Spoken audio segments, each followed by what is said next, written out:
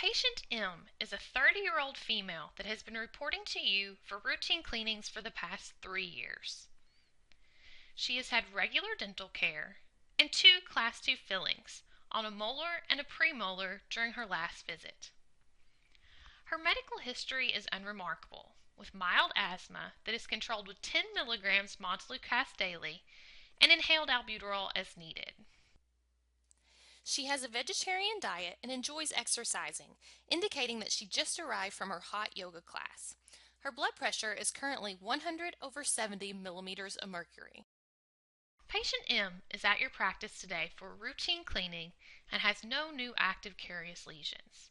She appears relaxed and responds normally during the procedure.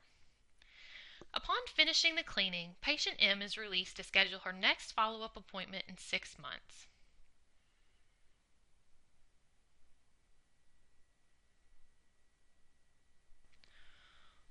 Once patient M stands, she quickly becomes dizzy and lightheaded. She reports a decrease in vision and immediately grabs the wall for support. You must act quickly. What do you think has happened to your patient? A. She is experiencing an acute asthma attack. B. She is experiencing a severe allergic reaction with anaphylaxis. Or C. She is experiencing sudden onset hypotension.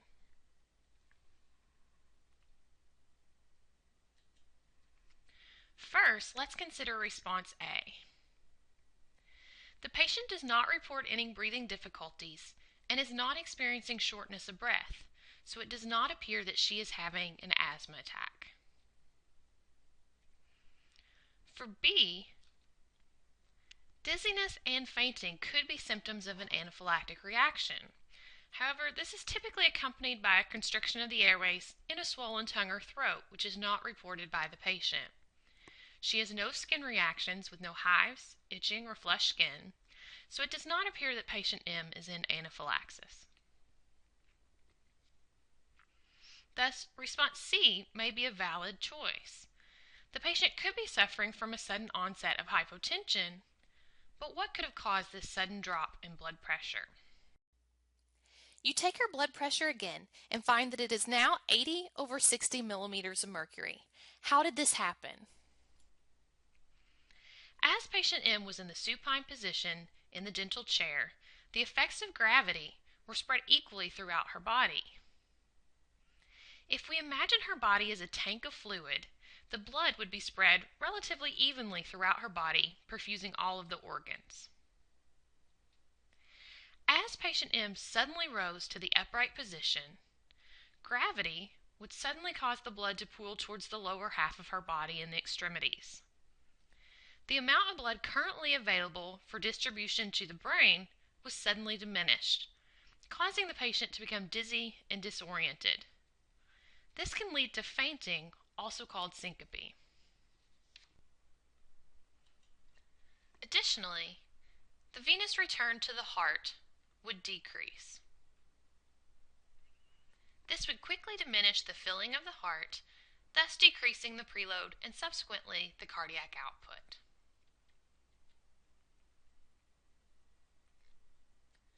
The drop in blood pressure due to positional changes is called orthostatic hypotension. It has been defined as a drop in the systolic blood pressure of 20 millimeters of mercury or more upon standing. Orthostatic hypotension is the second leading cause of loss of consciousness in dentistry after loss of consciousness from fear or anxiety.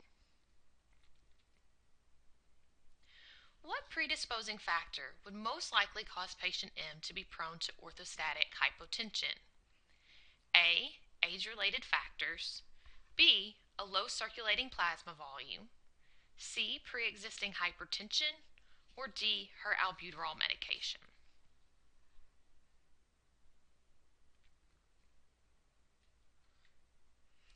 For response A, the patient is 30 years of age. Thus would be expected to be of high cardiovascular health. However, orthostatic hypotension is common in elderly patients.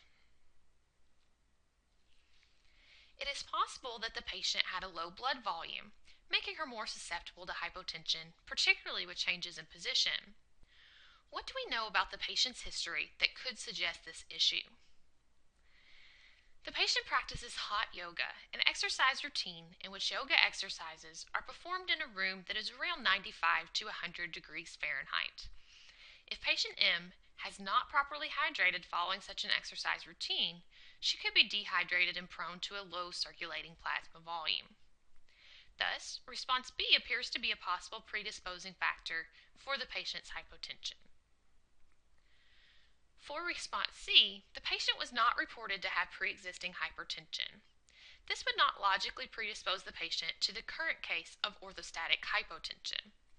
Furthermore, vegetarian diets are associated with hypotension, and the patient appears to have healthy exercise habits.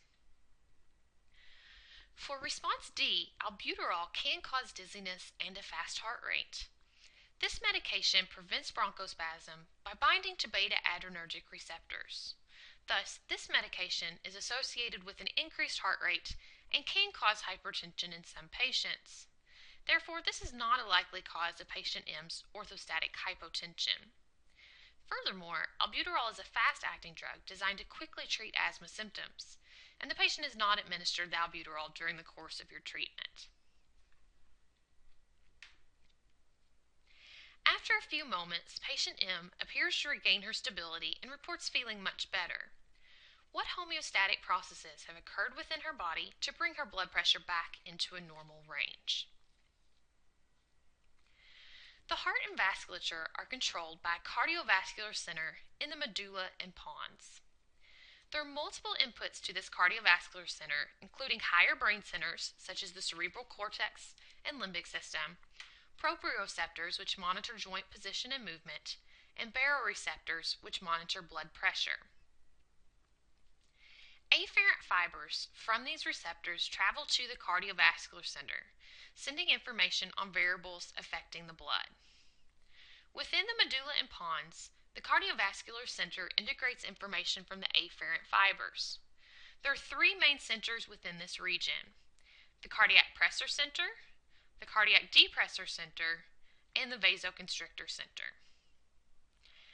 Efferent fibers then travel via the autonomic nervous system, leading to the heart and blood vessels. The cardiac pressor center is responsible for sympathetic output to the heart. Sympathetic fibers innervate the heart, leading to an increase in heart rate, conduction velocity, and contractility. The cardiac depressor center controls the parasympathetic output to the heart. Parasympathetic innervation would lead to the opposite effects in the heart, with its primary effect being a reduction in heart rate.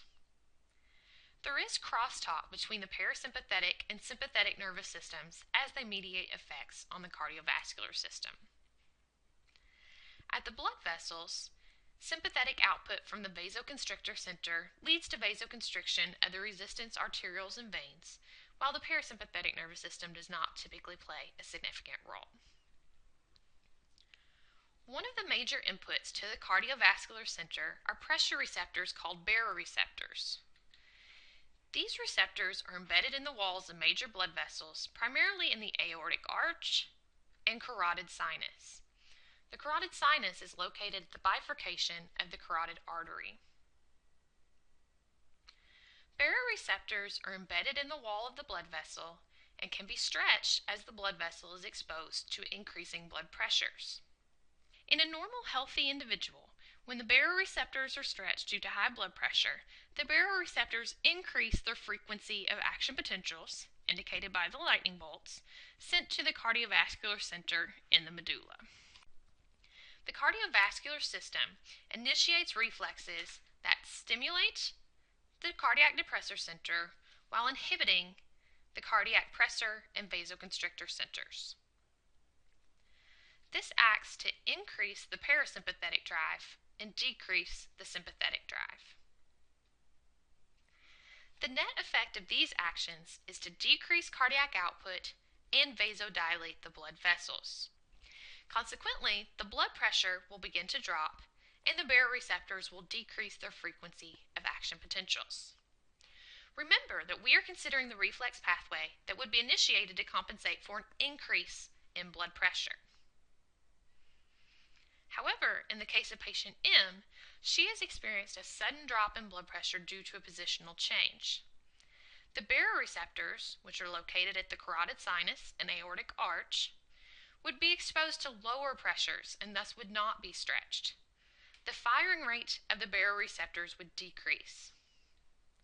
This would send a signal to the cardiovascular center to increase the sympathetic drive and decrease the parasympathetic drive. Consequently, once the baroreceptors initiate their reflex, the sudden sympathetic output would cause the blood vessels in the legs to constrict. Venoconstriction in the lower limbs would also be accompanied by an increase in the muscle tone in the legs, sometimes referred to as the skeletal muscle pump. This would push the pooled blood in the periphery back towards the heart.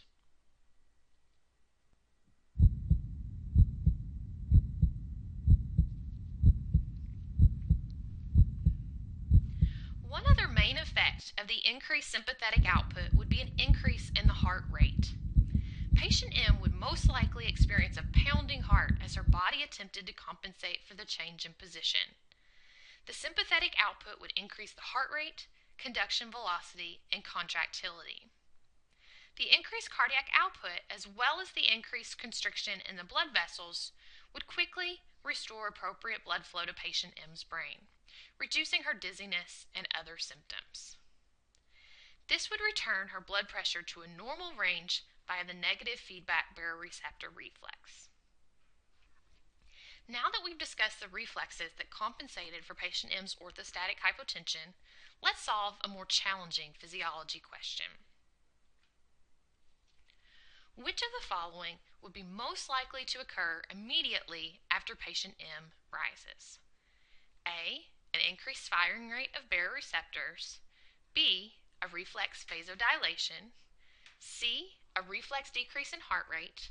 D, a decrease in venous return to the right atrium. Or E, a decrease in sympathetic output from the medullary cardiovascular center.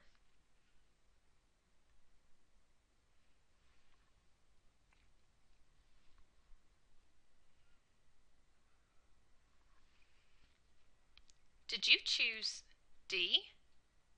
If so, nice work. Immediately upon standing, the patient would experience a drop in venous return to the right atrium due to the blood pooling in the lower extremities. For response A, the patient's decreased blood pressure at the baroreceptors would lead to a decreased amount of stretch.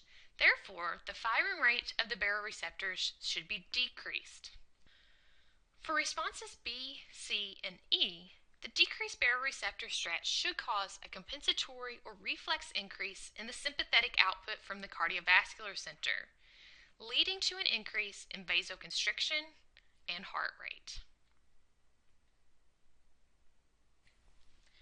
Now that you have a better understanding of orthostatic hypotension, what could you do to prevent this issue in your patients? When sitting patients up, particularly after a long dental procedure, be sure to raise the chair slowly from the supine position. Encourage all patients to rise slowly from the seated position, particularly elderly patients who are more prone to orthostatic hypotension and could be more susceptible to injury from falls. You may also encourage the patient to drink fluids while seated, rising only after the symptoms have stopped. As the patient rises from the chair, either you or an assistant should be available to assist the patient if they begin to become weak or dizzy. Thank you for your assistance in solving this case of near syncope.